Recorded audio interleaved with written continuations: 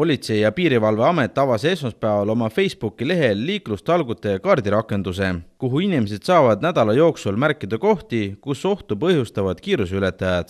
4.–10. aprillini kogub politsei inimeste ettepanekuid reedel 21. aprillil toimuvateks liiklustalguteks. Liiklustalgud keskenduvad sel aastal kiiruse ületamisele ning talgute päeval teeb politsei liiklusjärelevalvet inimeste tehtud ettepanekute alusel.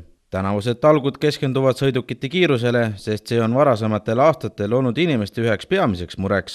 Ettepanekuid liiklusjärelevalve kohtade ja aegade osas oodatakse kuni 10. aprillini ja neid saab teha läbi kaardirakenduse Politsei- ja Piirivalveameti Facebooki lehel. Ettepanekuid saavad teha ka inimesed, kellel endal Facebooki kontot ei ole. 21. aprillil ei toimu liiklustalgud ainult Eestis, vaid on Euroopa liikluspolitseinike võrgustiku ühine ettevõtmine. Eestis saab ettepanekuid teha siiski vaid kohalike liiklusmurede kohta.